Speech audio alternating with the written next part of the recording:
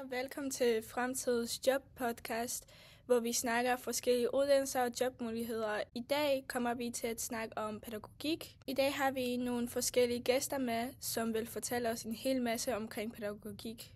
Vi har vores interviewer med, som interviewer 2 forskellige pædagoger. Vi har også en ekspert med, som vil give sit perspektiv og mening omkring de forskellige svar fra pædagoger, og vi har en ekstra gæst med, som er en studerende på pædagoguddannelsen.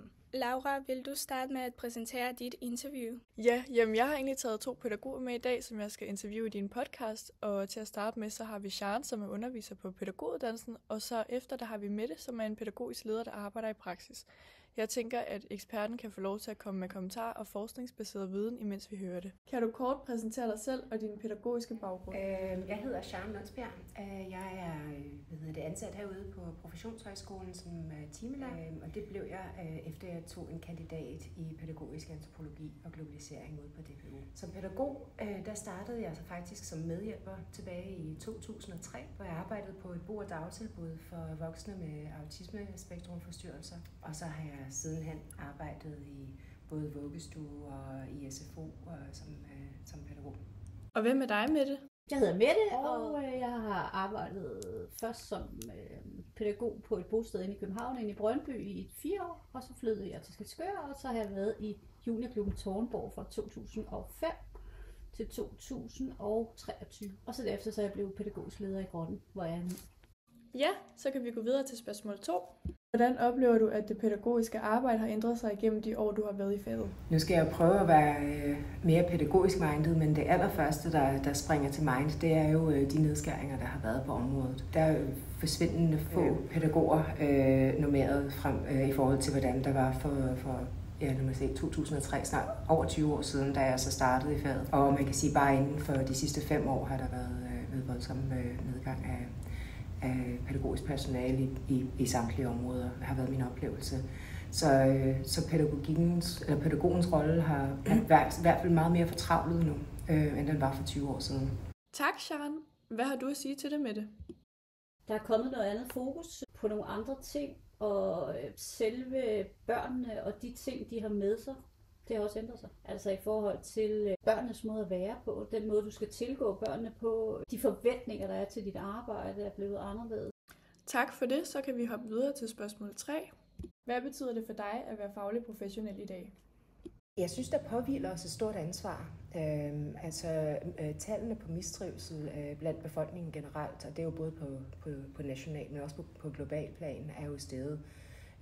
Der er jo næsten 20 eller 30% af unge mellem 15 og 19, der lider af svær angst og depression, altså moderat til svær angst og depression. Så man kan sige, at vi har en rigtig stort ansvar som pædagoger for at rumme mennesker i krise. Og man kan sige, det er både når vi arbejder inden for socialt specialområdet, men absolut når vi arbejder inden for dagtilbudsområdet, at der kommer flere og flere mennesker med store udfordringer. Vi skal være meget opmærksom på, hvordan vi støtter bedst op omkring det. Altså hvordan vi støtter op om at skabe, både være i relation med de mennesker, der har behov, men også hvordan vi hjælper med at skabe miljøer, der kan fremme trivsel og inklusion og rummelighed og ro og glæde. Altså det synes jeg er nok det, der er den største mangelvare. Der kom pædagoger med nogle vigtige pointer. Er der noget, du kan sige mere omkring de psykiske sygdomme, Masha? Ja, det er helt rigtigt, det Sharon hun siger. Studier viser, at inden for de sidste 10 år, så har der været en tydelig stigning i antallet af børn og unge, der har haft kontakt med den regionale psykiatri, grundet nogle psykiske lidelser. Omkring 15% af alle børn har været i behandling for en psykisk lidelse, inden de er fyldt 18 år. Og det er en markant stigning inden for de sidste 10 år. Ja, og så vil vi gerne høre Mettes svar til spørgsmål 3. Det betyder alt. Fordi det hele det bygger på, det er at have den faglige del med. Men det, der er aller vigtigst, når man arbejder med unge mennesker, som jeg gør, det er jo lige meget om det er børn eller unge mennesker, det er hele relationsdelen. Det er det, du bygger op relationen igennem, og det er det, der er så fedt ved at have børnene her, for eksempel fra 4. klasse af, og så hele vejen op til de er 18 år. Så opbygger man en relation til dem, Og det gør et eller andet sted, at du fagligt har nemmere ved at gå ind og arbejde med dem, fordi du har relation til dem, og det er det, det bygger på, det hele. Tak, så kan vi gå videre til spørgsmål 4 nu. Hvad motiverer dig i dit arbejde som pædagog i dag? Jamen, det er jo nok den gamle kliché af at gøre en forskel. Der kan være enormt meget glæde og begejstring i pædagogisk praksis. Folk vil jo som udgangspunkt gerne være glade. Så man kan tappe ind til, hvordan man kan understøtte glæde og begejstring hos et andet menneske. Så øger det jo deres motivation og kompetencer. Og ligesom grundlæggende det at forsøge at være i gode relationer, der kan skabe glæde. Det er nok det, der også forhåbentlig kunne udrette en forskel for de, der har behov. Ja, og Mette? Det, der motiverer mig allermest, det er mit samvær med børnene. Det er den relation, igen tilbage til relation, men det er den, jeg opbygger med mine børn. Det, der motiverer mig, det er, at ungerne kommer ind ad døren og kommer og fortæller mig alt muligt. Mette, du skal lige høre, bum, og nu har jeg lige fået en ny kæreste, og kan du ikke lige, eller børn, der kommer og er kede af det, har brug for min hjælp. Nogle af alle de ting motiverer mig rigtig meget. Det der med, at man får den her relation til de her børn, det gør, at jeg får ekstra energi til at give den en skalle i forhold til at drive altså den her klub som leder. Det var nogle interessante pointer fra vores pædagoger. Så vil jeg lige spørge eksperten Masha, er der noget, du kan sige omkring relationskompetencen? Jo, altså relationskompetence er måske noget af det vigtigste, som vi mennesker vi udvikler i vores liv. Kunsten at omgås med andre, at få venner, etablere netværk og samarbejde, og så danne en effektiv gruppe, det har sit udgangspunkt i vores medfødte eller udviklede relationskompetence. Hele spektret af denne kommunikationskompetence kan læres og trænes igennem livet. Evnen til at indgå i relationer er en grundlæggende menneskelig egenskab, og derfor er alle mennesker relationskompetente. Men der er forskel på, hvor ofte vi ligesom handler relationskompetent. Og når man er pædagog, så er den vigtigste egenskab at have, det er ligesom at kunne skabe gode relationer med borgeren. Ja, tak for det. Så går vi videre til det sidste spørgsmål, som jeg har taget med i dag. Har du et råd til de nye pædagoger? Tro på dig selv. Tro på dig selv. Altså, pædagogik, det er jo en masse spændende teorier fra alle mulige forskellige videnskabsteoretiske retninger, og altså, I vil blive bombarderet med facts og viden og rammer og lovgivninger, men hold fast i jer selv, og hvad I mærker som den rigtige måde at behandle et andet menneske på. For jeres grundlæggende etik, det er mindst 50% af jeres arbejde. Altså det at behandle andre ordentligt, den måde, som I gerne vil behandle andre, den må godt være et styringsredskab. Så jeg holder fast i jer selv, tro på jeres egen etik, og jeg tror på jeres egne vurderinger. Tak for det gode råd, Sharon. Nu tænker jeg lige, at vi hører Mettes råd, og så kan vi bringe vores studerende Mathias på banen. Når man er færdiguddannet og kommer ud, så er det vigtigt, at man kommer ud et eller andet sted med et åbent sind, og være opmærksom på, at der kommer alle mulige ting bombarderet ind i hovedet på jer, som man skal være opmærksom på, når man er pædagog. Men mærk efter, hvad er det, jeg er god til?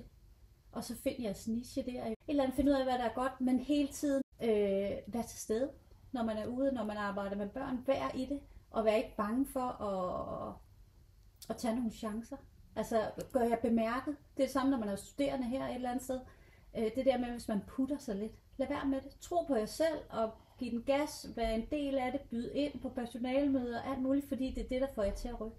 Og det er det et eller andet sted, det samspil, I får med jeres andre kollegaer. Også hvis man får sådan en person ud, også når I er ude i praktik og sådan noget. Tør være der. Altså, vi har åbnet døren for jer til at være studerende. Så brug det, i stedet for at krybe langs panelerne. Det er jo ikke sikkert, det gør. Men altså, sådan som man tør træde i karakter. Det lyder som nogle gode råd for mig i hvert fald. Men skal vi ikke lige høre en pædagogstuderende, hvad han synes om det, og er der noget, du kan tage med dig videre i din uddannelse? Mange tak for det gode råd om, at man skal tro på sig selv, og at man skal holde fast i sig selv, og hvad vi mærker er den rigtige måde at behandle andre på. Men også, at man skal gøre sig klar til, at der kommer til at ske meget, når man er færdigstuderet og skal ud i rigtig pædagogisk arbejde. Det er også en god idé at have åbent sind, og at man skal mærke efter om, hvad man er god til, så man kan finde sin niche. Jeg tager de gode råd til hjertet, og vil tage med videre i mit studie og fremtidige praktikker. Jeg vil også sige, at det er meget spændende at høre 2 forskellige syn på, hvordan de mener, at pædagogikken har ændret sig gennem årene. Fordi jeg personligt synes, det er spændende at høre om, hvordan forskellige personer har oplevet ændringer i noget, man er i gang med at studere, men også selv har været igennem som lille. Selvom deres syn næsten går ned til at være det samme, som er, at pædagogik har ændret sig rigtig meget, er det stadig fedt at have en aktiv pædagogisk syn på ændringerne, men også en, som tidligere har været pædagog, men nu er lærer, som prøver at forberede andre til at være inde i pædagogfaget. Tak, Mathias, for at give os din indblik i det ud fra siden af en pædagogstuderende. Det er også vigtigt for dem, der lytter med, at få en indblik fra en, der studerer denne fag. Så tak for det. Masha, kan du fortælle lidt mere om de 2 interviews, vi har lige hørt? Ja, altså vi har med meget forskellige synspunkter at gøre. Vi har en pædagog, som altid har været ude i praksis, og som har været lidt forskellige steder, men stadig i samme aldersgruppe.